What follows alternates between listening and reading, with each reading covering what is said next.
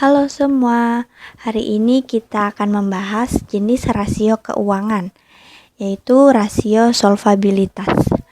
Adapun hal-hal yang akan kita pelajari hari ini yaitu pengertian rasio solvabilitas, tujuan dan manfaat rasio solvabilitas, jenis-jenis rasio solvabilitas. Jenis-jenis ini ada 5 ya. Yang pertama, debt ratio. Yang kedua, debt to equity ratio. Yang ketiga, long term debt to equity ratio. Yang keempat, times interest earned. Yang kelima, fixed charge coverage.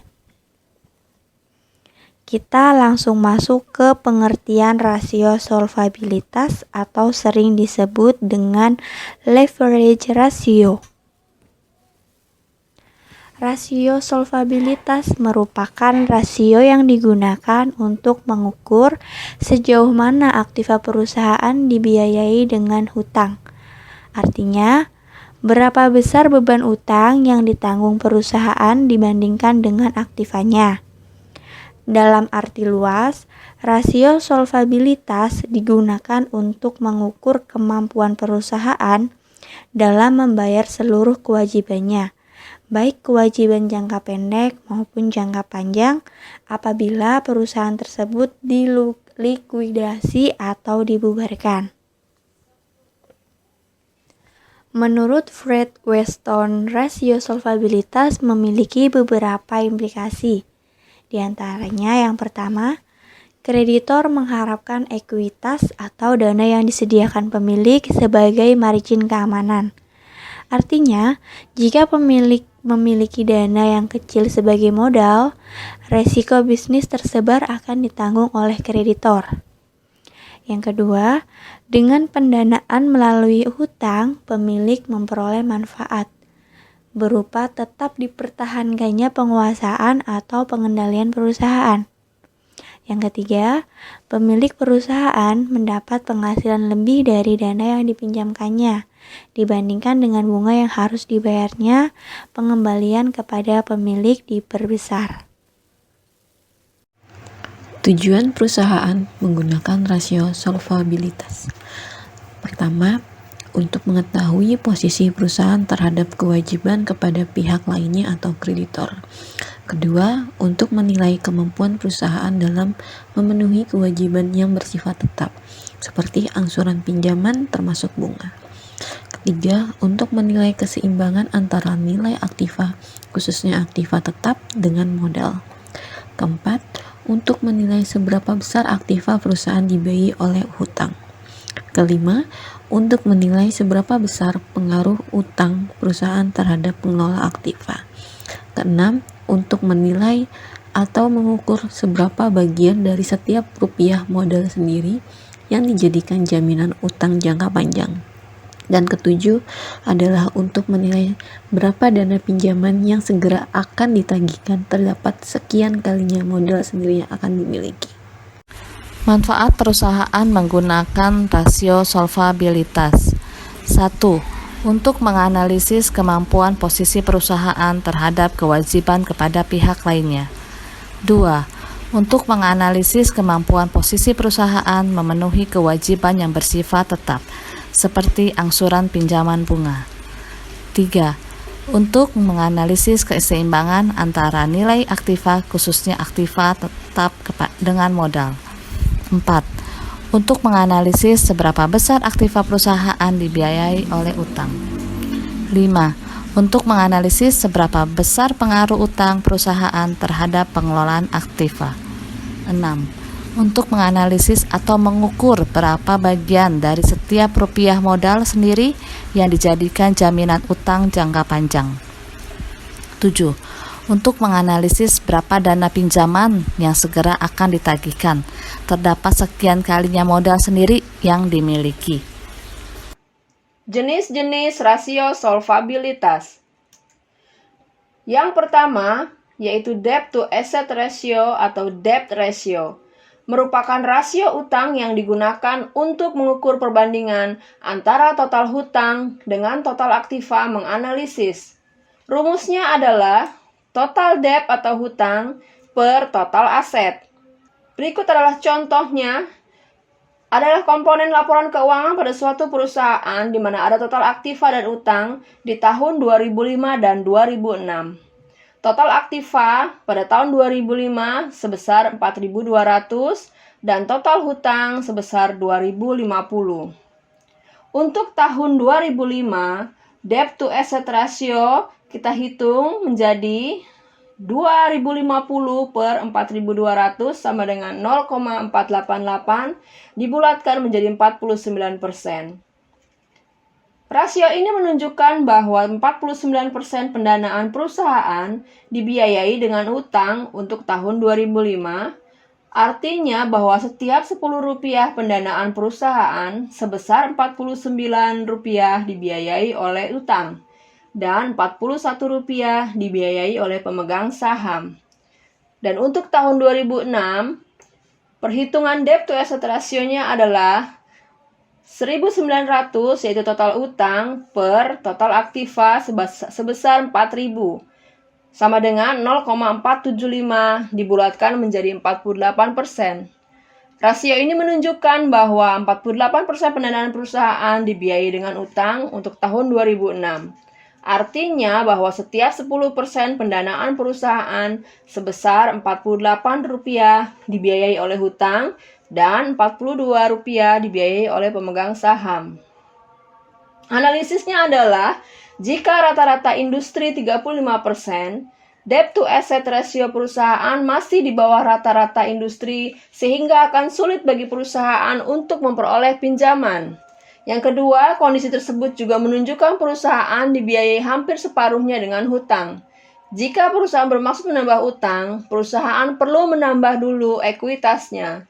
Dan secara teoritis, apabila perusahaan dilikuidasi, masih mampu menutupi hutangnya dengan aktiva yang dimiliki.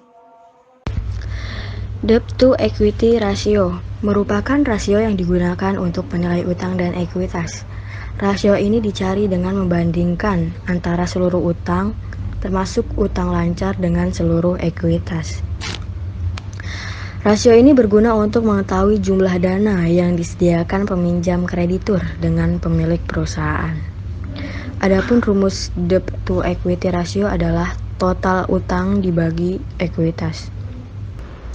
Contoh laporan keuangan. Pada tahun 2005, total aktiva senilai Rp2.050.000.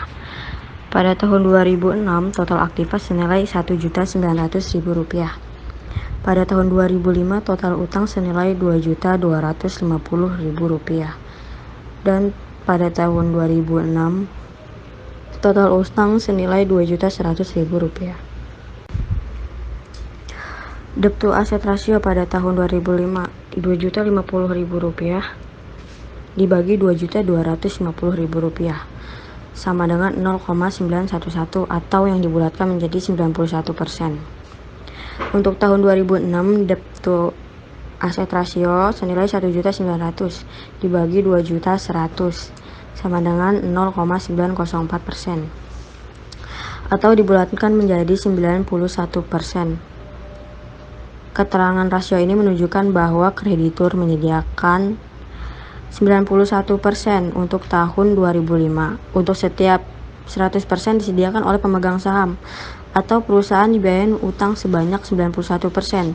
Demikian pula untuk tahun 2006, tidak jauh berbeda dari tahun 2005, yaitu sebesar 90,4% mendekati 91%. Analisisnya, jika rata-rata industri untuk debt to equity ratio sebesar 80%, maka perusahaan masih dianggap kurang baik karena di atas rata-rata industri. Demikian pula untuk tahun 2006, kurang baik dan tidak jauh berbeda dengan tahun 2005. 3. Long-term debt to equity ratio merupakan rasio antara utang jangka panjang dengan modal sendiri. Tujuannya adalah untuk mengukur berapa bagian dari setiap rupiah modal sendiri yang dijadikan jaminan utang jangka panjang dengan cara membandingkan antara utang jangka panjang dengan modal sendiri yang disediakan oleh perusahaan. Rumus LTD dibagi LTER atau sama dengan long term debt dibagi equity. Contohnya, komponen laporan keuangan terdiri dari total utang jangka panjang di tahun 2005 sebesar 1.300 dan di tahun 2006 sebesar 1.150.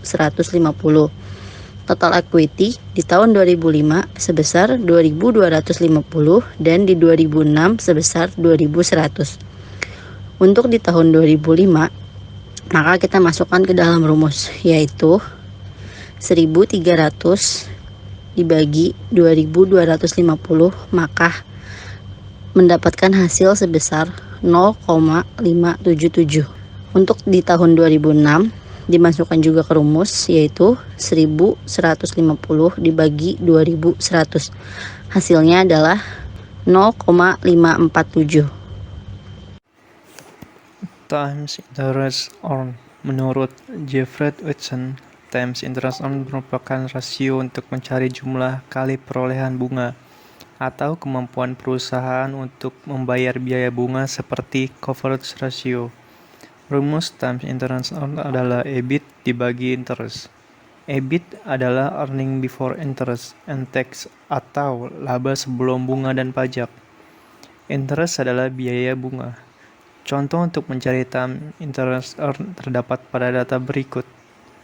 Pada suatu laporan keuangan di tahun 2005 memiliki EBIT senilai 1.800 dan interest senilai 180. Sedangkan di tahun 2006 EBIT-nya senilai 1.300 dan interest-nya senilai 700. Dari contoh di atas, times interest earned tahun 2005 adalah 10 kali, atau dengan kata lain, biaya bunga dapat ditutup 10 kali dari laba sebelum dan pajak. Kemudian untuk tahun 2006 adalah 7,6 kali, atau dengan kata lain, biaya bunga dapat ditutup 7,6 kali sebelum bunga dan pajak. Analisanya adalah apabila rata-rata industri untuk usaha yang sejenis 10 kali rasio untuk tahun 2005 tergolong baik, kan tetapi untuk tahun 2006 dinilai kurang baik karena masih di bawah rata-rata industri 10 kali. Hal ini menyulitkan perusahaan untuk memperoleh tambahan pinjaman di kemudian hari. Fixed coverage.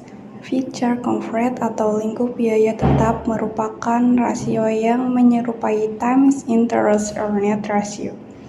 Hanya saja perbedaannya adalah rasio ini dilakukan apabila perusahaan memperoleh hutang jangka panjang atau menyewa aktiva berdasarkan kontrak sewa. Dirumuskan dengan FCC sama dengan EBT plus biaya bunga plus kewajiban sewa dibagi biaya bunga plus kewajiban sewa. Contohnya, komponen laporan keuangan pada 2005 dan 2006. Earning before tax EBT pada 2005 1650 dan pada 2006 1130. Biaya bunga interest pada 2005 180, pada 2006 170. Kewajiban sewa pada 2005 40, pada 2006 30. Untuk tahun 2005, FCC sama dengan 1650 plus 180 plus 40 dibagi 180 plus 40 menghasilkan 8,5 kali. Untuk tahun 2006, FCC 2130 plus 170 plus 30 dibagi 170 plus 30 menghasilkan 11,65. Seandainya rata-rata fixed charge coverage adalah 10 kali, untuk tahun 2005 hanya 8,5 kali, dan ini dinilai kurang baik karena masih di bawah rata-rata industri dan tentu menyulitkan perusahaan untuk memperoleh pinjaman. Sementara untuk tahun 2006 dengan rasio 12 kali dianggap cukup baik karena di atas rata-rata industri, sehingga memudahkan perusahaan untuk memperoleh pinjaman. Maka kesimpulannya adalah rasio solvabilitas tersebut dipakai untuk mengukur sejauh mana aset perusahaan dibiayai dari kewajiban. Hal tersebut berarti besarnya kewajiban yang ditanggung perusahaan dibandingkan dengan aktivanya. Apabila aktiva perusahaan lebih banyak dimiliki oleh pemilik perusahaan, maka perusahaan tersebut dikatakan kurang leverage. Apabila pihak pemberi utang yang memiliki aktiva secara dominan, maka perusahaan tersebut mempunyai tingkat leverage yang tinggi. Semakin tinggi rasio solvabilitas, maka akan semakin tinggi resiko kerugian yang akan terjadi. Namun, terdapat kesempatan memperoleh profit yang besar pula. Sebaliknya, jika perusahaan mempunyai rasio solvabilitas yang rendah, tentunya perusahaan tersebut memiliki resiko kerugian yang lebih kecil. Dampak tersebut juga bisa mengakibatkan rendahnya hasil pengembalian ketika perekonomian sedang tinggi.